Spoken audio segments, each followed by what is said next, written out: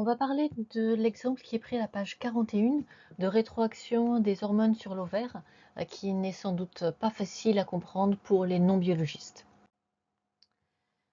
Il fait allusion à la transplantation d'Alexis Carrel sans expliquer du tout ce qu'il en est. Donc Alexis Carrel était un physiologiste initialement à Lyon, puis ensuite passé aux États-Unis, qui a eu le prix Nobel en 1912 parce qu'il a réussi à faire des autotransplantations, c'est-à-dire à déplacer le rein dans la cavité générale d'un animal, puis ensuite qu'il a réussi à faire des transplantations d'un animal à l'autre. Ce qui lui permet à lui de déplacer des organes alors que ses prédécesseurs n'y arrivaient pas, c'est qu'en fait c'était un chirurgien qui s'intéressait beaucoup aux vaisseaux et qui a compris que pour qu'un organe vive, il fallait arriver à ce que les vaisseaux rentrent dans cet organe, il fallait connecter les vaisseaux. Et c'est grâce à ça qu'il est devenu extrêmement célèbre, notamment pendant la Première Guerre mondiale, parce qu'il a évité beaucoup de complications dues aux blessures de guerre en justement réinnervant, pardon, pas en réinnervant, en réalimentant en sang les différents organes. Aujourd'hui, Alexis Carrel n'est plus célébré en France, même si la fac de Lyon fac de médecine de Lyon avait son nom autrefois, parce que par ailleurs, c'est un eugéniste qui a très fortement soutenu le régime de Vichy, et puis aussi tout ce qui était la question raciale, etc. Donc, son nom a été supprimé de la fac de médecine de Lyon. Ensuite, Canguilhem cite une expérience qui est une expérience de rupture d'une rétroaction. Pour montrer en fait la complexité des phénomènes biologiques, c'est que les phénomènes biologiques présentent de très nombreuses rétroactions et en particulier ici il y a des rétroactions négatives à deux niveaux différents dans le contrôle des fonctions reproductives.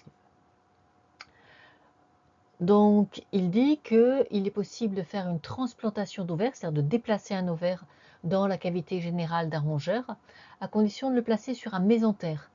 Donc un mésentère, c'est une espèce de membrane blanche qui existe dans les replis de l'intestin. Quand l'intestin se replie, c'est ce conjonctif blanc qui permet de maintenir les organes entre eux, mais surtout, ce mésentère contient des petites artères et des petites veines qui vont alimenter l'intestin grêle et le gros intestin en sang et dans lequel les nutriments passent. Et donc c'est une région très fortement irriguée dans laquelle il est assez facile justement d'implanter un organe. Et c'est exactement ce que Alexis Carrel avait fait dans son expérience historique. Il avait déplacé un rein sur le mésentère. Donc le mésentère, il se trouve ici sur l'intestin. Donc ça veut dire qu'on a placé l'ovaire sur cette circulation, donc, que maintenant vous connaissez, qui est la veine porte. La veine porte hépatique entre l'intestin et le foie. Ça veut dire que tout ce qui va être libéré par l'ovaire va forcément passer dans cette veine et donc forcément passer par le foie. Et la particularité du foie, malheureusement pour les médicaments que nous ingérons, la particularité du foie, c'est d'inactiver un certain nombre de composants et en particulier les hormones. Pourquoi est-ce que les hormones peuvent quand même fonctionner? C'est parce que vous voyez que ce qui part du cœur, il y a bien sûr une partie qui va aller directement au foie, et là les hormones qui sont présentes dans ce sang seront inactivées.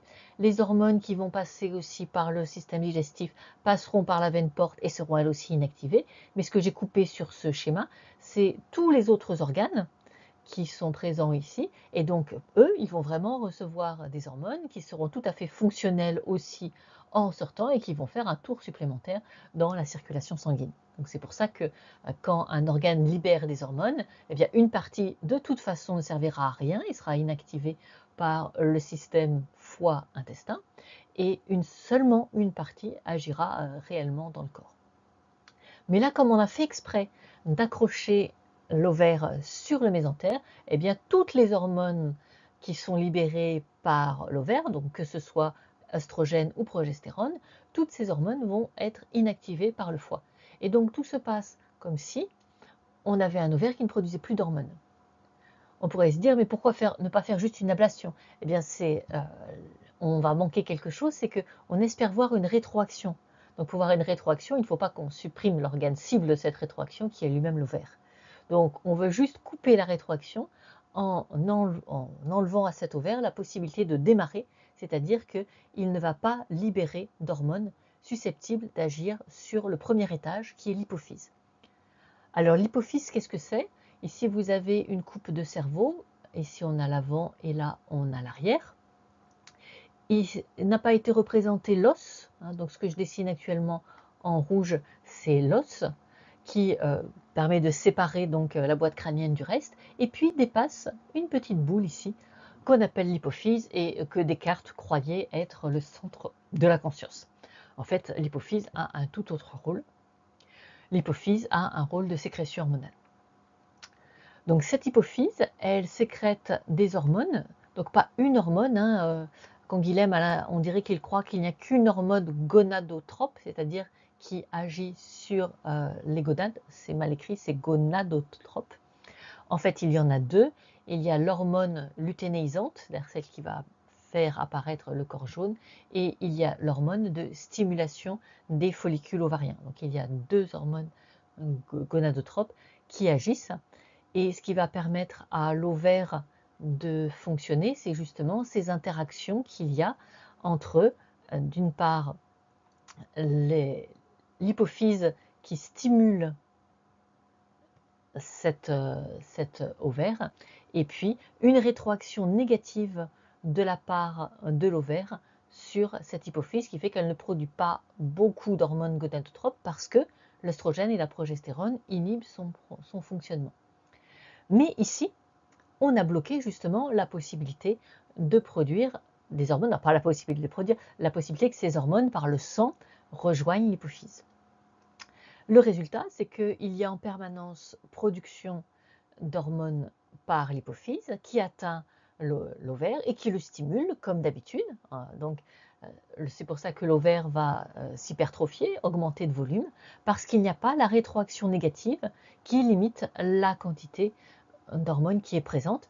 Et ce que Canguilhem a l'air d'ignorer, c'est que le phénomène en fait se passe aussi à un niveau plus haut, c'est que les hormones produites par les ovaires ont aussi un effet inhibiteur sur l'hypothalamus. Donc l'hypothalamus, il est ici, il est à la base du cerveau, et c'est ce qui fait la connexion entre le système nerveux et le système hormonal, puisque justement cette hypophyse, cet hypothalamus, il peut agir sur l'hypophyse.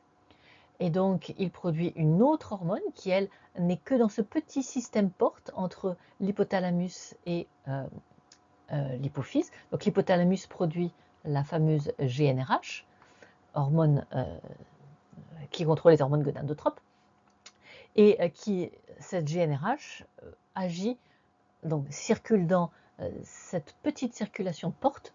Donc, c'est sur quelques millimètres seulement, mais comme ça passe par le sang, c'est une vraie hormone. Et va stimuler la production de LH et de FSH par l'hypophyse.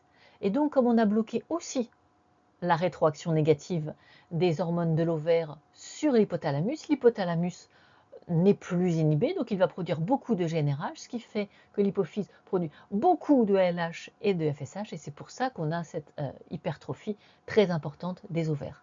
Et donc là, on a rompu la rétroaction négative qui fait que le phénomène ne s'emballe pas et évolue de façon cyclique en alternant les phases de développement du follicule et puis suivi de l'ovulation et les phases de développement du corps jaune.